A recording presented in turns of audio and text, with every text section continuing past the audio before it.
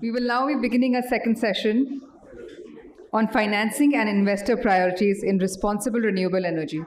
This session delves into the intricacies of financing responsible renewable energy and offers insights from industry leaders, policymakers, and experts on evolving landscapes of investor practices and priorities in the renewable energy sector.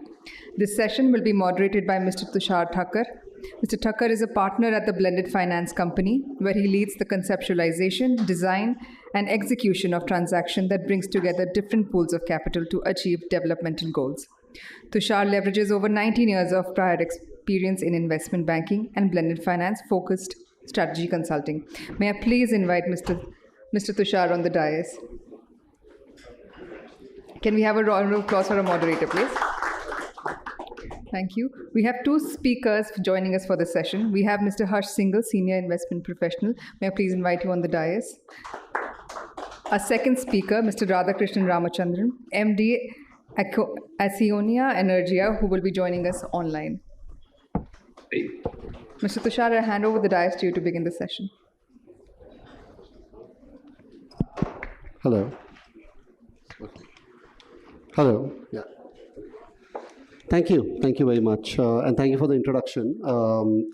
As mentioned, I think we have Harsh and Radhakrishnan who will also be joining us for this conversation. Maybe before I dive into a little bit of setting the context, I'll maybe pass it on to you, Harsh, to give a quick background to yourself and to your organization, and then to Radhakrishnan as well. Hi, everyone. Thanks for being here to participate in this very important topic of responsible energy. So I have been a sustainability investor for, I would say, 15 years. In fact, my incarnation into investing started with investing in renewable energy. So it's a topic very close to my heart. I've been with the International Finance Corporation earlier, and then previously I was with a Canadian investor called CDPQ, and currently in the sustainability vertical. Yeah. Fantastic. Thank you, Harsh. Have we lost Radhakrishnan? Are you still there? No. Okay, I'm there. wonderful. I can hear you perfectly. Okay, great. Could you audience are able to hear me? Yes. Fine, thank you. Good afternoon all. This is Radhakrishnan, Managing Director of Acconia Energia India. So just to give you a quick background of myself for this, I started the renewable energy career 2 decades before, working with OEMs like Vestas and Gamesa, where we were manufacturers, EPC contract providers, installing turbines, and so on. And right now, for the last 8 years, I am with Acconia Energia in various capacities, and currently I am heading the operations of the country. So it is very interesting to be part of this panel. Right through my career, I was looking at renewable energy as a big thing, but slowly I started recognizing that being renewable is not good. We have to be more responsible in renewable energy. So I think this panel will give us a lot of insights and also will encourage us to be more responsible in the coming years. Fantastic. Over to you, Tushar. Thank you, Radhakrishnan. Thank you. What I'll do is maybe I'll start with sort of a quick background to why we are having this conversation right now, and then maybe go to both Harsh and Radhakrishnan with a few questions as well. So this this conversation builds on something that the Forum for the Future had started. I used to work at Dalberg Advisors prior to my current organization, and we started this conversation then to begin thinking about, while we do need substantial investment to go towards renewable energy, are there ways in which that investment could be further elevated? Are there ways in which it can be made sort of more responsible? Are there ways in which the investors or developers or the participants in the RE value chain, are there ways in which they could think about the social implications, responsible land acquisition, how people that work in the space are treated, think about the ecological implications of the value chain of renewable energy, etc. So as we started thinking about this led to a number of fairly sort of thorny questions and issues. Number one being, at this point of time when as we think about climate mitigation, there is so much need for investment of this kind. Is this even the right conversation to have? Do we want to add complexity? Do we want to add sort of other parameters for investors to think about before they actually go into get into investing in renewable energy, where anyway a lot more money needs to go. That was one, and maybe we'll explore some of these topics as we go forward. But there were others as well. If the answer to the first one is yes, who should be driving these kinds of activities? Should it be the government? Should it be policymakers? Is there a role for investors to play? Is there a role for developers to play? And then what should their respective roles be within the constraints of the systems within which they operate? And finally, how can this actually happen? How do we actually sort of modify the systems? Is there, as one investor put it, is there sort of some sort of a happy combination where responsible investing actually leads to better outcomes of the kind that commercial investors typically look for? Is there information to even back that up? Are there ways in which, or are there certain practices which could potentially lead to that? So I think these were a number of questions that we did. We explored as we had this conversation. We also worked fairly closely together to think about some of these. But without going into the detail of that, we'll probably explore some of these with Harsh and Radhakrishnan as we go through this panel. Maybe we'll spend the next 30 odd minutes just chatting about these, and then we'll be happy to take some questions from the audience as well. Wonderful. So maybe why don't we start with that first question? And Harsh, maybe I'll start with you, and then pass it over to Radhakrishnan. Is there some sort of a conflict between being a responsible investor and RE? I mean, RE is considered to be good in itself. Is this the right conversation to have right now? Do you think it is important for us to be having this conversation right now? Thoughts on those would be great. Sure. When this topic of responsible energy came up, I couldn't help think of one story which I personally faced. This was back in 2008, 9, 10 era, when renewable energy projects had just started happening. So I had gone to diligence a developer, and we went to visit their solar power plant. We reached there, and the plant looked okay, but then there was some noise of a genset there in a remote location in a power plant. I was like, why is there a genset? So we kind of questioned the guys there, and they were like, no, sir, something is happening and all. Anyways, I think I can see a lot of smiles here, so I guess a lot of you know the answer. For those who don't know, basically the thing which was happening in those plants is at that time, the Gujarat government was giving 15 rupees per kilowatt hour for the projects for pumping solar energy into the grid. And some of the plants were actually not functioning that well. So since you had given a commitment, and of course it made a lot of business sense, you basically generate the power from diesel genset and pump it into the grid. You are making a lot of money there. So from that we have come a lot ahead. So at least in that sense, I feel great that there is some amount of responsibility happening. Then I'll take you to another story. Sorry, but the reason I'm doing it helps frame the context for all of us.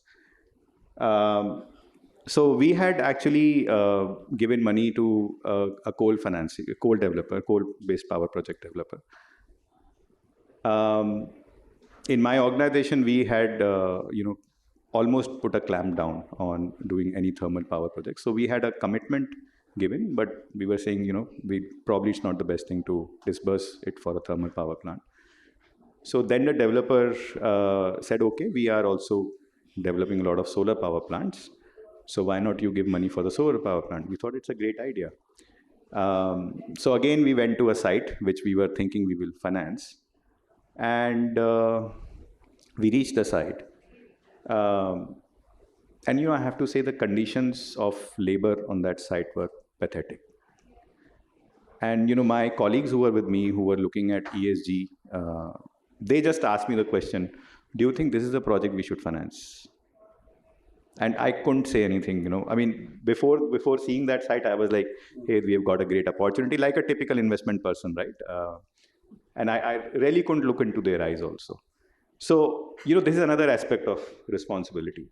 So I think, what I'm trying to tell you is that there is one way of looking at it as an energy transition story, and which I think is also a very valid argument. But on the other hand, there's a great opportunity for us to do things in the right manner, get go. So I am, all in favor of doing the renewable energy in the most responsible manner. I think what needs to be understood a little bit more is what do we actually mean by this responsibility. And I guess as we move forward in the whole journey of renewable energy forward, this definition will keep changing. And the reason I say it is because the forms of clean energy are also changing as we speak. So in some sense, there is a great opportunity for us also to design some of these things in a better manner. Again, I'll help you contextualize this. When you go to sites, wind sites which are very, very old, right? Probably those projects were set up in 1998, and those are the best sites of wind energy. But when you see, they have like one blade wind turbine operating, you're like, is this the best use of the resources? So what I'm trying to say is that we'll never have a holistic answer, but can we look into a little bit into the future and design things in a better manner? That will probably, be the other thing to add to the responsibility layer. Fantastic. No, thank you, Harsh. You reminded me of a conversation I had a long time ago with, and this was even pre-Dalberg days when I used to work in fundraising and investment banking. And one of the conversation with a CEO of a large MNC was essentially around the correlation between how you behave responsibly in project execution with the actual governance of the organization, and also how they run their operations. And therefore, there's so much more, I think, that comes out of the software aspects as well. And I think you've touched upon some of those examples which indicate that. So no, thank you for that. I'll maybe with that also move on to Radhakrishnan. And Radhakrishnan, you have a unique sort of vantage point you sort of play an intermediate role between being an investor and a developer, and being part of a large global organization that has seen these trends play out globally. So would love to hear your perspective on this particular topic as well. Right. Thanks, Tushar. Very good insights, Harsh. As you rightly pointed out, the industry a few years before, like you rightly said, was not so organized. We were all putting a feather in our cap, saying that we are generating renewable energy, but as you rightly said, it was not quite a responsible way of generating those energy. So a small experience to share with. Earlier, we used to have a lot of waste disposals, especially oils from the gearboxes, were just thrown on the ground without proper disposal thing. But from there, we have moved on to a different scenario altogether. Now we have a big ESG team sitting at our office who takes care of all these things, giving us guidelines. What do we do? And we are also trying to initiate. We also try to give a lot of trainings to the people at site to ensure that how to dispose this, how to have safe disposal of these things, which can create problem to the Mother Earth. So this was one area where we have come up a long way. And secondly, coming to the safety aspects of safety, when we were in a period where we were lifting cranes, we were lifting equipments. When the equipment is not actually rightly balanced, one of the technician will hang on the other side to ensure that it is rightly balanced. So that is a kind of an working atmosphere we used to have earlier. But with sustainability, ESG norms coming in, and where there has been large push from the parent, like a big organization like us, that our main focus should be on safety and environment. So we as a developer, we put in a lot of efforts and energy in order to ensure that we provide the best of the environment for our employees to work, and also the best of the environment for stakeholders in order to be included in our projects, to give an inclusive environment to them. One such initiative is what we do in every project of ours is the rural development programs, what we take in, where we concentrate on empowering youngsters and women especially, so that we can give them an environment where they are self-sustainable, where they can use the opportunity of working in these wind farms, working in these solar plants, or finding out various other avenues which can give them a better livelihood. Thanks to the investors also today understanding that earlier we had a concept that we should own the land. As a developer, we should own the land for getting finances, to get the land mortgaged and get finance and so on. But now, thanks to the concept of leasing, so that it gives the landowners feel that they are not losing the land. They are still the owners of the land, and they also get a revenue model out of it. Normally, when you purchase a land from them, an outright purchase, they immediately either they invest in the cities nearby and they move out, or they just waste the money in various other activities, and after a few years they are completely deprived of the land and also deprived of the money. So that is a new encouraging system which has come up and which is in play over the period of time. And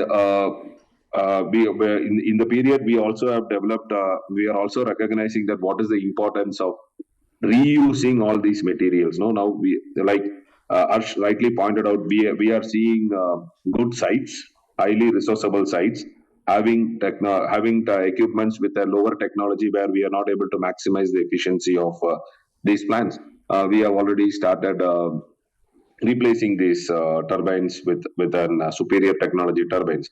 So right now in Spain, in this particular year, we are done almost around 60 megawatt of our old plants being replaced by new turbines with an higher efficient technologies.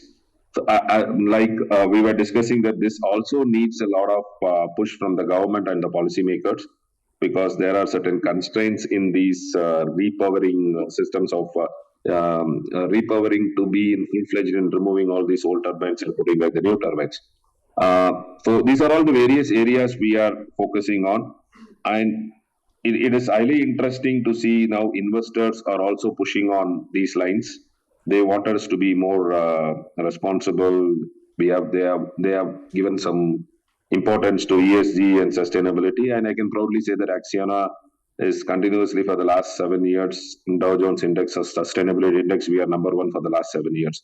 So we have a strong backing towards that. With this, I leave the floor to Tushar again. Thank you. I think a lot of really good practices. Thank you, Radhakrishnan. I think maybe if I were to stay with you for the moment, and I had a couple of follow-ups that come from what you said. I think one is, since we are talking about sort of the interface with investing and how investing can potentially drive responsible practices in renewable energy. How do you, you touched upon that at the end of what you said there, but if you could maybe go deeper into that and talk about, what have you seen over the past few years when you mentioned that investors have been focusing on some of these practices, have been thinking about some of these practices, have been asking you to adopt some of these practices. How have things moved as you talk to both local or global investors, and when you talk to them and when you think about these practices, some of these practices that you put in place, what sort of support do you look for from them, and are you able to actually get it right? I mean, is this are all these practices being facilitated by or are being done in collaboration with your funders and investors, and then how are you sort of moving that partnership forward? Would be great to hear that as well. Yeah, thanks, Tushar. So see, as you rightly said, all these initiatives, all these changes need a lot of continuous efforts in order to make people change, right? For example, we had huge challenges for making people to follow PPEs.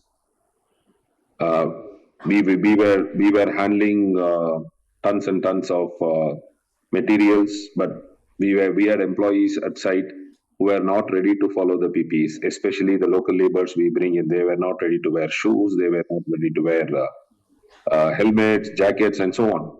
But once we started insisting on that, because see, that has become a norm, right? When we have investors coming to sites, when we have global investors coming to site, it was giving a very bad picture, one on the country and also on the developer, right? So it took some kind of an effort for us to introduce the culture of wearing PPEs, because see, we as a company, we are not worried much about the personal safety. That has been a part of our culture, but when we started insisting on this, and when we started giving the piece of good quality, that is the main thing which is required. Because initially we have seen people coming to site given a wrong size of shoe. So when a wrong size of shoe is given, he is not comfortable in wearing it. If it is loose or tight, he is not very comfortable in wearing it. And these are all small things, but it took some time for us to understand, and then we started.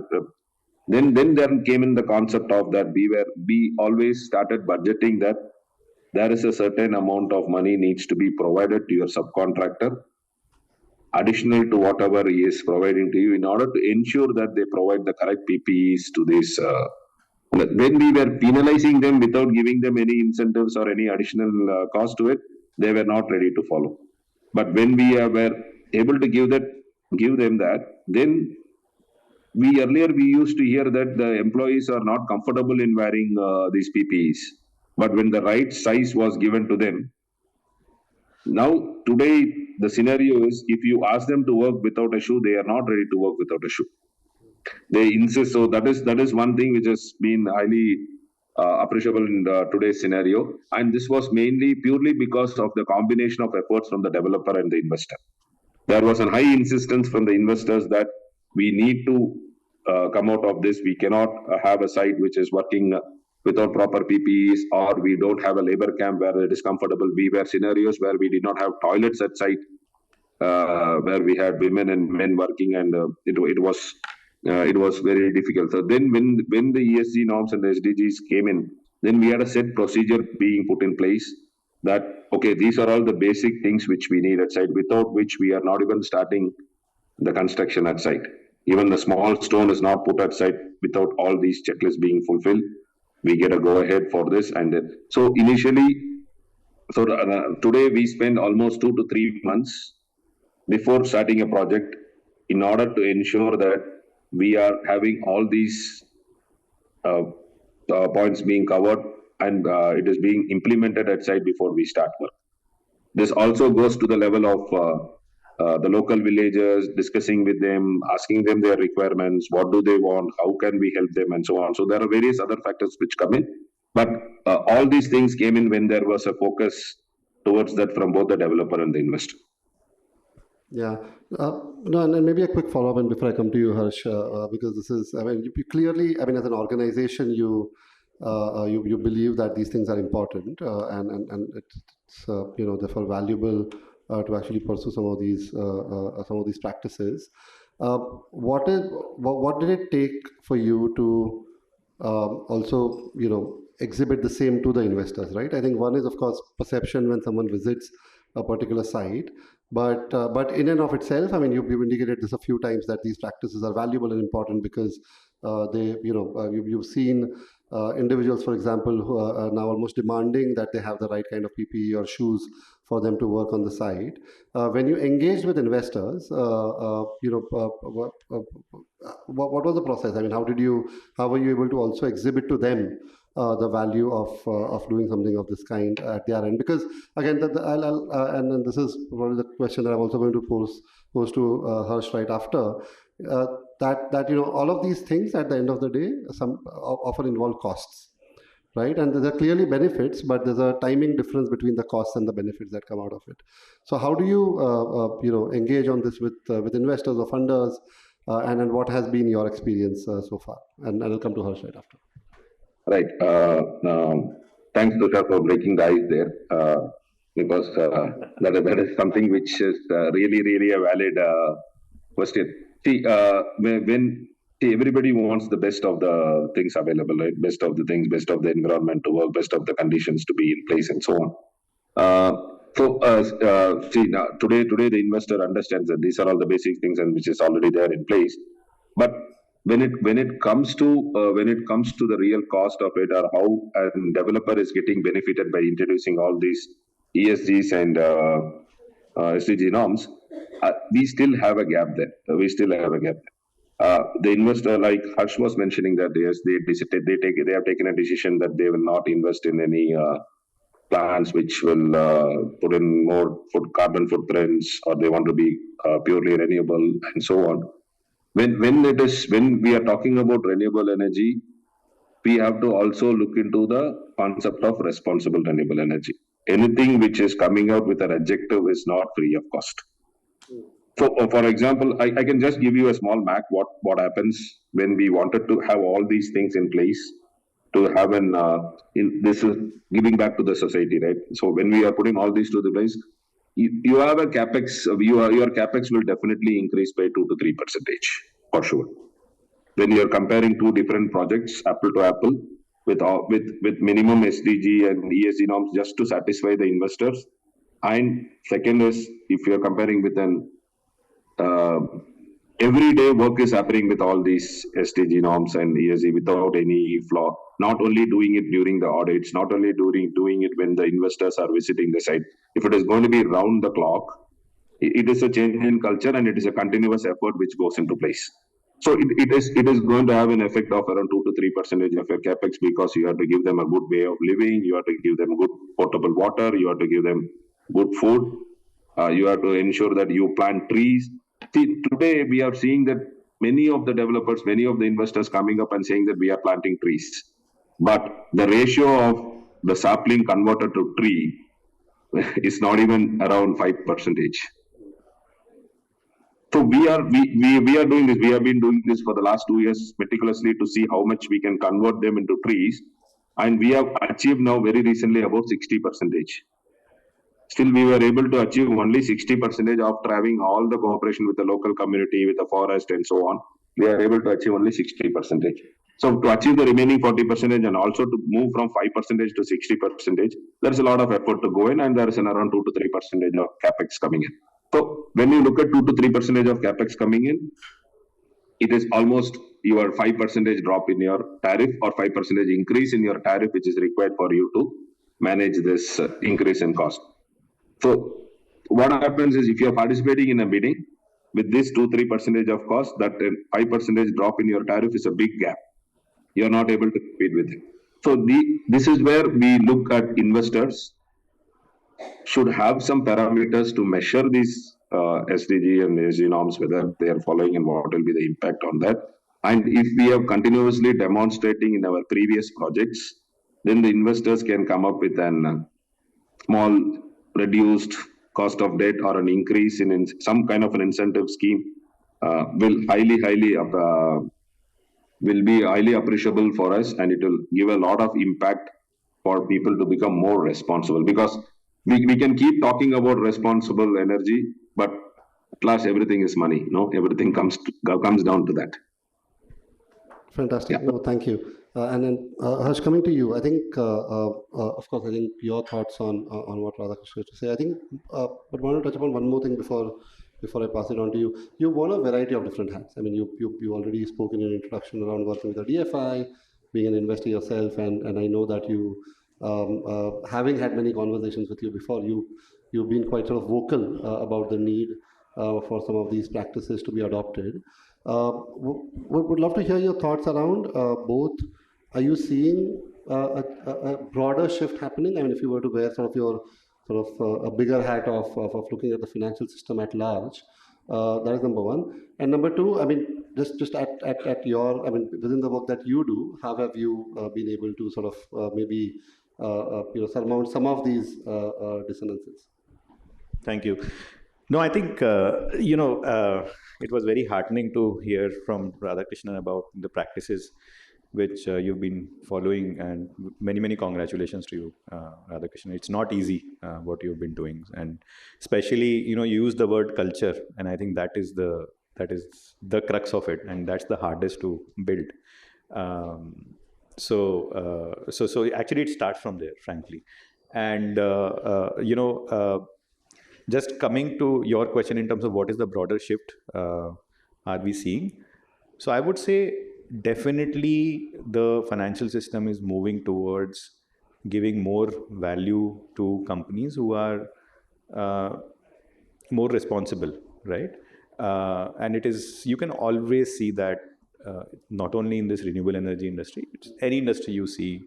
In the share market also, you can see, companies who follow certain better practices, there is at least less volatility in their share prices. That itself tells you that, market is giving you premium for that.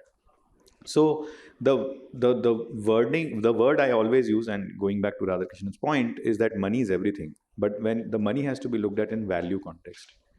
And And when I say value, it is a sustainable value for everyone, right? And when we look at it from that perspective, things actually come into fold, right? I have invested more than $4 billion across 40 companies. And the one single correlation I've always seen is that, and this is across continents, right, is that wherever there are good ESG practices, the risks in that investments are lower. And therefore, we have been able to make more returns from those investments. It's a very clear pattern out there. And, in some cases, it's a slightly different instance, but, people talk of community building, and it's not easy. I mean, I have been in those conversations, like Radhakrishnan was saying, you go to a sarpanch and ask him, what do you want? And for him, it's like, boss, ab aaya hoon pahad ke niche, right? So, all those kind of conversations are not easy. But having said that, these relationships take time to build. In a road company, we started those practices, and all credit to the management that they started engaging with the community there. And what happened is, over a period of time, we saw that the loss of toll